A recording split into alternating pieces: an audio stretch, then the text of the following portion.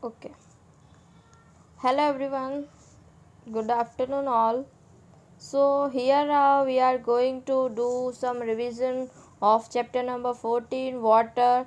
So today we are going to do some study notes from the water chapter, and we will cover in this video all the study notes, water cycle, evaporation, effects of rainfall and flood, rain harvesting techniques, advantage, disadvantage. We will going to complete all this thing in this video. So get tuned with us. Okay. So first of all,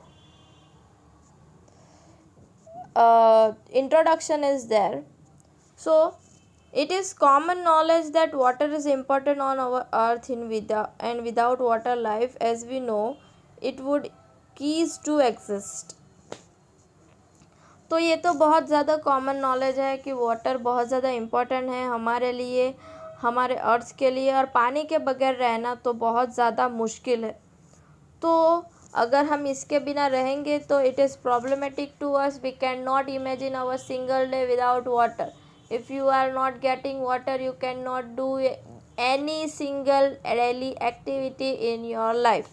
so while earth has evident reservoir of water covering 3/4 of its surface.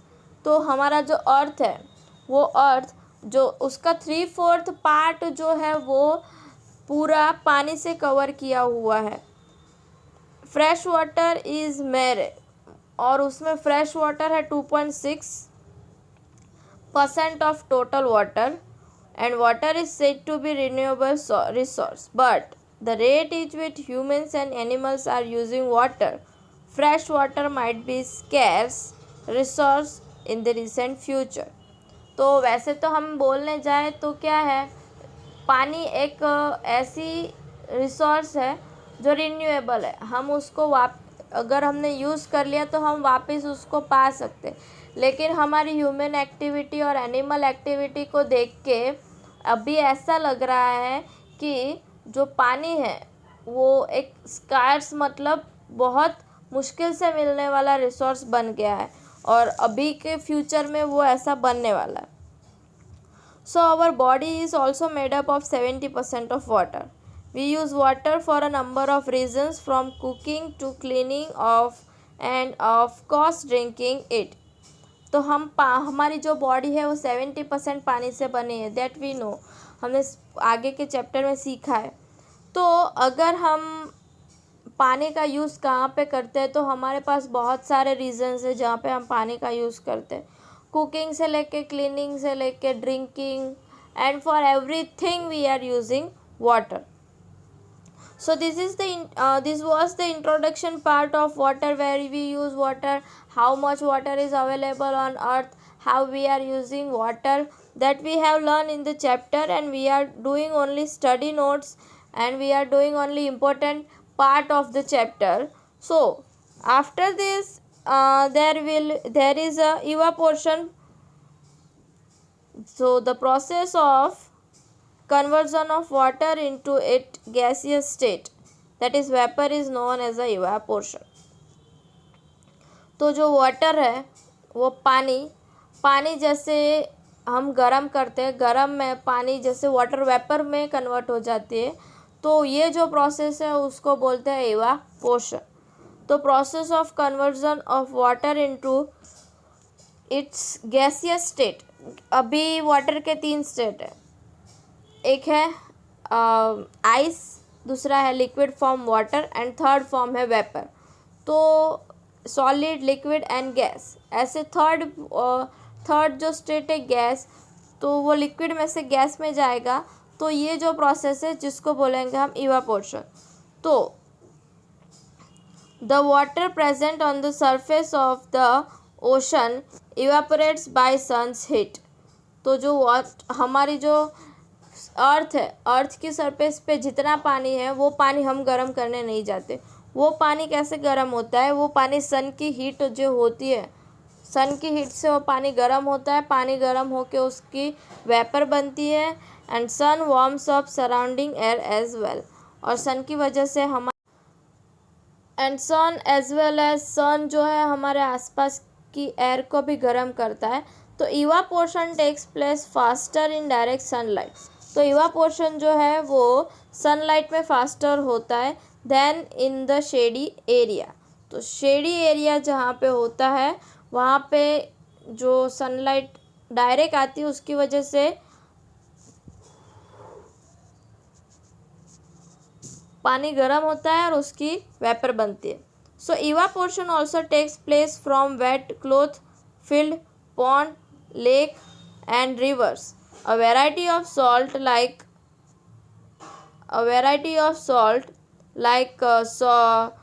like sodium chloride, calcium, magnesium and potassium are left behind during the process of evaporation. तो evaporation जो है वो कहाँ कहाँ पे काम करता है? क्लोथ्स है, फील्ड्स है, पॉन्ड्स है, लेक्स, रिवर, तो ऐसे काम करता है। वैरायटी ऑफ सॉल्ट, वैरायटी मतलब अलग अलग टाइप की वैरायटी है जो जैसे कि है सॉल्ट है, सोडियम क्लोराइड है, कैल्शियम, मैग्नीशियम, पोटेशियम, जो है इवापोरेशन की प्रोसेस जब होती है तब वो नीचे रह जाते हैं। Condensation. What is the condensation? The process of conversion of vapors into water is referred to as condensation. तो जो वेपर है, वेपर फिर से पानी में मतलब लिक्विड फॉर्म, गैस में से लिक्विड में कन्वर्ट होना, तो उसको बोलेंगे condensation. Now our chapter's important topic is water cycle. तो as we have seen here in the picture, see groundwater is there,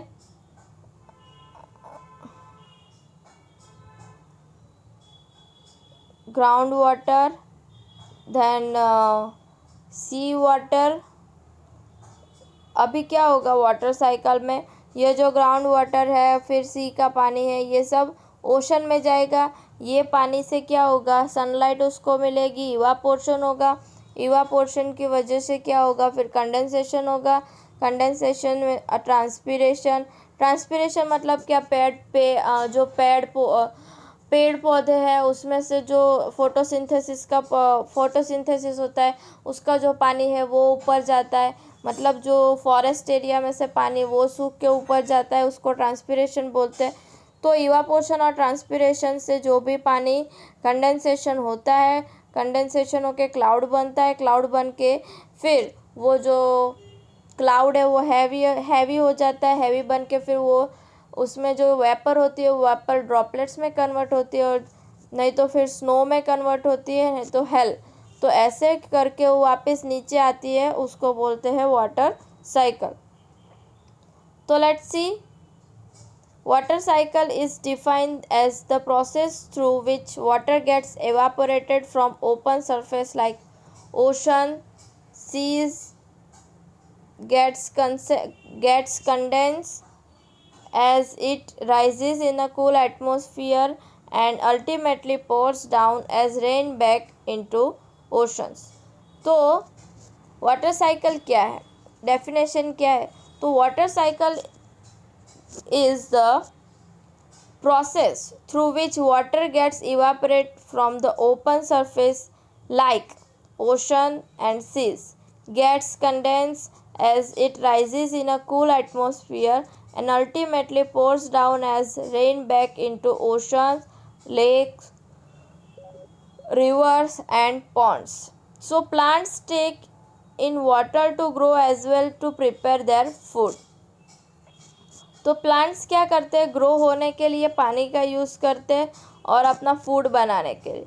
and retain water they release excess water into air. और जो पानी उन्होंने use कर लिया, suppose अभी उनको पानी यूज़ नहीं करना है, वाटर यूज़ नहीं करना है, वो फिर से क्या करते हैं, वो जो एक्सेस वाटर होता है वो रिलीज़ कर देते हैं एयर में। And air water vapour through stomata of leaves and steam, this process is called transpiration. तो स्टोमाटा और लीव्स के ऊपर जो आपको ड्रॉपलेट दिखते हैं वो ड्रॉपलेट्स क्या होते हैं, वाटर वेपर में कन्वर्ट होते हैं। जो पानी उनको यूज़ नहीं करना है वो रिलीज़ कर देते हैं वाटर एयर में, तो वो जो पानी रिलीज़ करते हैं वो प्रोसेस को बोलते हैं transpiration. Thus, water is mainly transpirated to air from the land, water bodies and plant. तो वाटर जो है वो कहाँ से सबसे ज़्यादा इवापोरेट होता है, water body, land and plants. So the evaporated water is carried away by warm air. तो इवापोरेट वाटर जो है वो carried away by warm air, जो गर्म हवा होती है उससे वो कैरिड वहाँ से दूर लेके जाते हैं.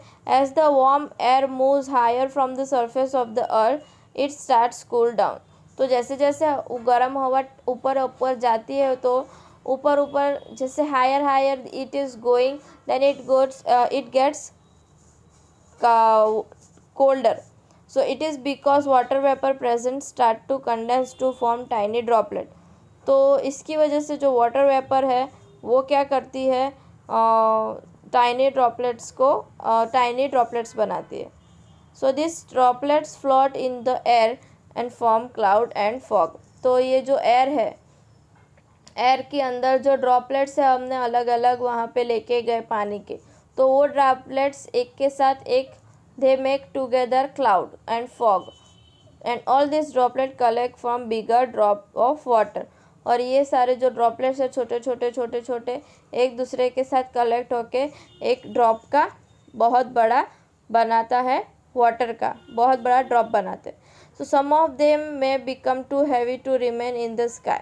तो उसमें से बहुत सारे ड्रॉप्स ऐसे होते हैं कि वो वहाँ पे बहुत ज़्यादा हैवी हो जाते हैं, वहाँ पे नहीं रह पाते, तो वो क्या होते हैं, fall down as a rain, और वो नीचे गिर जाते हैं as a rain. So this process is called precipitation. तो ये जो प्रोसेस होती है उसको बोलते हैं precipitation. If the air is too cold the waters drops can become snow और हेल. तो अगर बहुत ज़्यादा बारिश है, बहुत ज़्यादा हवा ठंडी है तो वो क्या बन जाएंगे, वाटर ड्रॉपलेट सॉलिड बन जाएंगे, मतलब स्नो बन जाएगा. So may settle on the top of mountain. When this snow और hail melts they can become part of river और स्ट्रीम. और जब स्नो और हेल मेल्ट हो जाते तो वो कहाँ पे चले जाते हैं, रिवर और स्ट्रीम में चले जाते हैं. सो दस water is evaporate from the oceans और seize is again condensed to form water and fills up the rivers and seas. So rainwater also seeps the ground into the ground to form groundwater, and the water cycle is continuous process. Okay, so uses of water. So water is used in our day-to-day life. Water is used for everyday needs such as brushing, bathing, washing, cleaning, and farmer use groundwater to water their fields. So many industries use groundwater to produce everything from paint to fabric and leather and chemical. तो बहुत सारी industries है ground water use करती है सब सारी चीज़ें produce करने के लिए, जैसे पेंट से लेके फैब्रिक से लेके leather and chemical.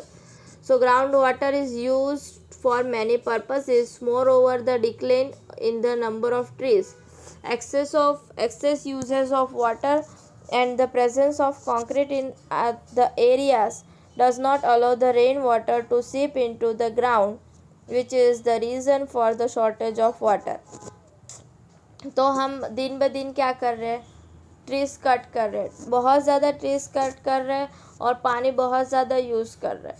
Trees cut करेंगे और पानी यूज़ करेंगे तो वो लेवल अप नहीं हो पाएगा. तो लेवल अप ना होने की वजह से क्या होता है कि जो ग्राउंड वाटर का लेवल है वो कम हो रहा है. ग्राउंड वाटर का लेवल क्यों कम हो रहा है, क्योंकि ट्रीज़ कट किए, फिर हमने ग्राउंड वाटर यूज़ किया और ऊपर से हमने सीमेंट कंक्रीट के रोड बना दिए, तो पानी सीप नहीं कर पा रहा है. सीप नहीं करेगा तो उसको पानी नहीं मिलेगा. तो इसकी वजह से क्या है कि हमें पानी की शॉर्टेज होगी. अभी है कि रेनफॉल के इफ़ेक्ट्स क्या है, तो इसका फर्स्ट इफ़ेक्ट तो आता है ड्रॉट, दूसरा आता है फ्लड. ये दो इफ़ेक्ट्स है. बाद में एक तो रेन हार्वेस्टिंग है और technique involve in rain harvesting, फिर हम उसके एडवांटेज और डिसएडवांटेज देखेंगे. ओके, सो ड्रॉट क्या है? ड्रॉट का मतलब क्या होता है कि जहाँ पे पानी नहीं मिलता है, सारे पेड़ पौधे, लेक, पॉन्ड, स्ट्रीम्स सब सूख जाता है, तो उसको हम बोलते हैं drought. So due to lack of rains, the wells, lakes, ponds get dried up and thereby creating water scarcity, and as a result, droughts are possible. If there are no rains, then the soil becomes more dry and patchy. तो अगर वहाँ पे बारिश नहीं हो रही है तो सॉइल क्या है कि वो बहुत ज़्यादा ड्राई हो जाती है और पैची हो जाती है. So droughts occur when there are no rain for a longer period of time. तो ड्रॉट की वजह से क्या होता है कि उस सारी ज़मीन सूख जाती है. तो अगर ज़मीन ही सूख जाएगी और ग्राउंड वाटर सूख जाएगा तो सब वाटर वेपर ही नहीं बनेगी. वाटर वेपर नहीं बनेगी तो कंडेंसेशन नहीं होगा.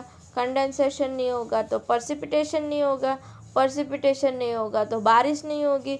तो ये सारे प्रोसेस के लिए बेसिक क्या चाहिए कि वहाँ पे पानी चाहिए. तो वहाँ पे पहले ही पानी नहीं है तो कोई कैसे वहाँ पे पानी लेके जाएगा. So there is a less rainfall because trees are cut down. तो अगर हम जितने पेड़ पौधे काटेंगे उतना हमारे यहाँ पे बारिश कम आएगी. So droughts result drying up the crops, vegetation, and this affect the availability of food for villages, food for the other animal. Finally this leads to malnutrition in humans. तो उसकी वजह से क्या होता है, ड्रॉट की वजह से क्रॉप्स है, वेजिटेशन है और फूड नहीं फूड जो है एनिमल्स को है, वहाँ पे विलेज में जो लोग रहते हैं उनको नहीं मिल पाता, उनकी लाइफ पे इफ़ेक्ट होता है उनको. तो उसकी वजह से वो लोग को न्यूट्रिशन नहीं मिल पाता. तो एक तो ड्रॉट है और दूसरा है फ्लड. तो फ्लड में क्या होता है कि बहुत ज़्यादा रेनफॉल हो जाता है. पॉन्ड्स, लेक्स इतने ज़्यादा पानी भर जाते हैं कि वाटर लेवल और water bodies spread across in causing the flood. तो जो स्प्रेड जो होते हैं spread across causing floods. So floods wash out the living beings such as fish and other animals etc. तो फ्लड्स की वजह से क्या होता है, जो लिविंग बींग्स होते हैं जैसे कि फिश और other animals, and they create great havoc to mankind. Once the rain stopped, the flood water receded, fish, cattle and other animals were left dead. Floods cause a lot of harm to living beings and there will be loss in property also. तो flood की वजह से क्या होता है, fish और दूसरे जो एनिमल होते हैं और सबसे बड़ा असर तो क्या होता है, मैनकाइंड पे होता है. Once rain stop, flood water recede. तो फिश, कैटल एंड अदर जब पानी नीचे आ जाता है, सूख जाता है, पानी फिर से चला जाता है, तो कैटल है, फिश है, ये सारे एनिमल्स तो मर जाते हैं ज़्यादा पानी की वजह से. तो flood cause a lot of harm, बहुत ज़्यादा नुकसान पहुंचाता है लिविंग बींग के लिए. और there will be loss in property also. तो प्रॉपर्टी में भी बहुत ज़्यादा लॉस होता है. अभी आता है rain harvesting. Rain harvesting. So harvesting is a method to collect rain water and store the rain water. Harvesting मतलब क्या कि हमें एक मेथड है जो बारिश का पानी जो आता है उसको कलेक्ट करना और जो रेन वाटर है उसको स्टोर करना. So the purpose of harvesting rainwater is that 2/3 of earth is covered with water. तो हार्वेस्टिंग करने का पर्पस क्या है कि हमारा जो अर्थ है वो 2/3 पानी से कवर है. So ocean and sea water contains many dissolve salt and can not be use for drinking. तो जो ओशन और सी है वो वाटर कंटेंट तो करता है लेकिन उसमें क्या है, सॉल्ट बहुत ज़्यादा है, तो वो हम ड्रिंकिंग और एग्रीकल्चर या फिर डोमेस्टिक पर्पस के लिए यूज़ नहीं कर पाएंगे.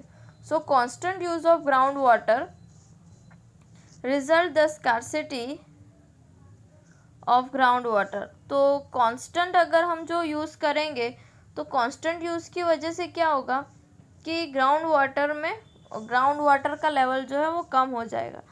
तो रेन वाटर हार्वेस्टिंग ही एक क्लियर प्रॉब्लम का सॉल्यूशन है।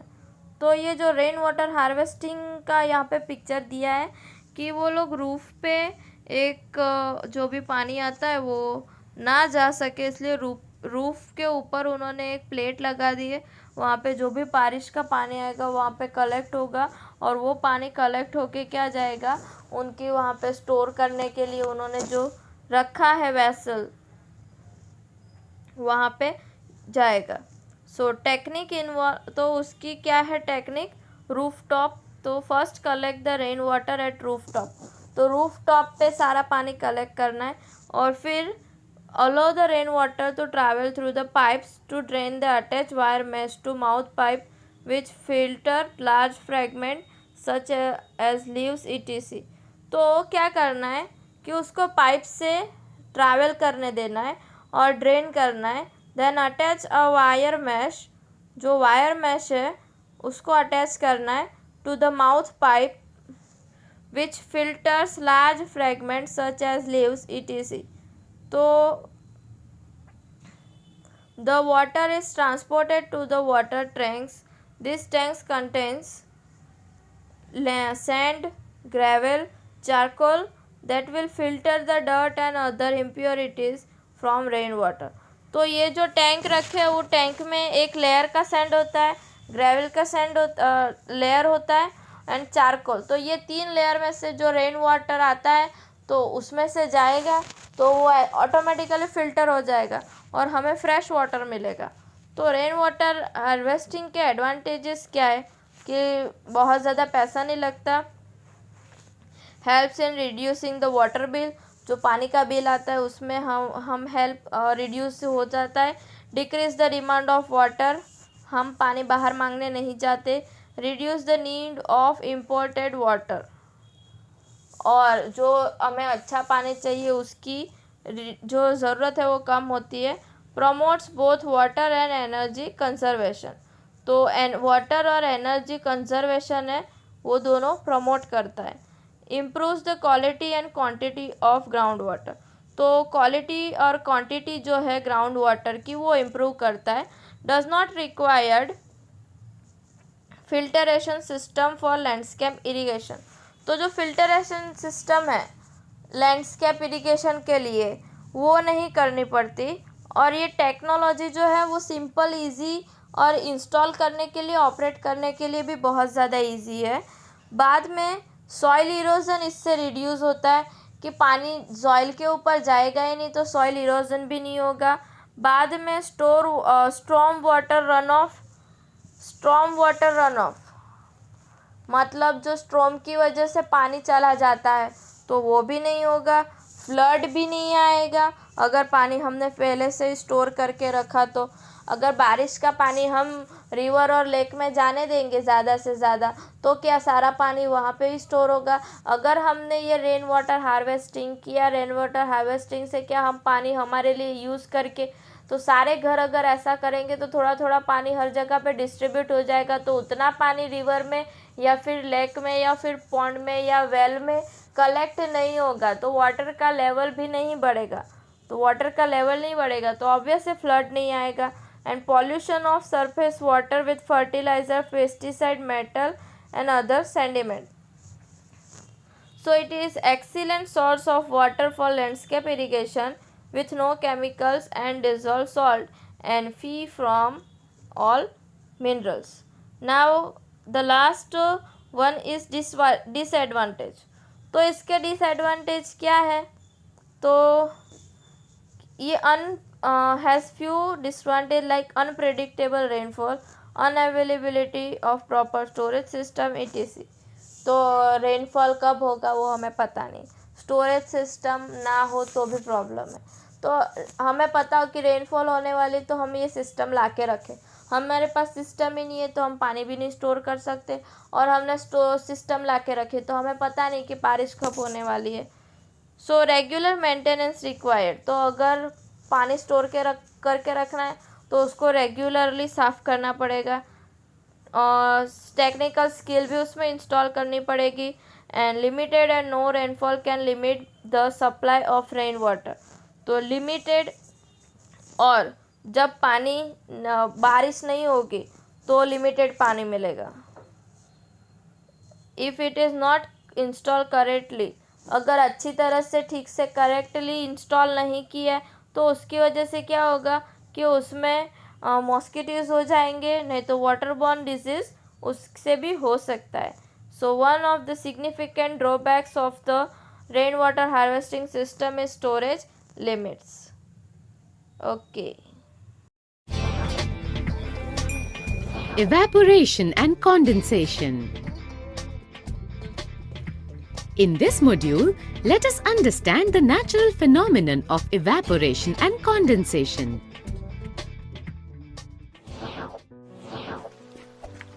As a result of a rainy day, Jay's coat gets wet. Now, in order to dry it up, he hangs the coat on the terrace roof. Next morning, he finds that the coat has dried up. Aren't you surprised? How could water-soaked coat lose all that water? Let me explain you.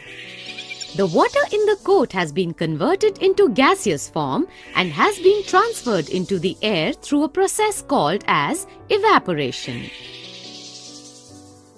Thus, evaporation is a process by which water is converted from its liquid form to the gaseous form. The process of evaporation constantly takes place in the nature. Do you know? Sun is the major cause for evaporation. Winds also contribute in the evaporation process. Thus, we can conclude that the clothes would dry up faster on a windy sunny day than on a normal sunny day. Condensation process. When water vapor is converted into water, we call it the process of condensation. The process of conversion of water vapors into water is called as condensation. Do you know? The process of evaporation and condensation creates a water cycle in the Mother Nature. Now let us understand the water cycle. Initially, the water is converted into water vapors with the help of sun rays. Due to the low temperature in atmosphere, these water vapors are converted back to water by the process of condensation, resulting in the rain. Thus, the water completes a full cycle, from first being in the liquid form, then converting into gaseous form, and then finally converting back to the water form in the form of rain. So we can conclude that the process of evaporation and condensation is responsible for water cycle in nature. We have learned the process of evaporation, the process of condensation, the process of water cycle and the rain.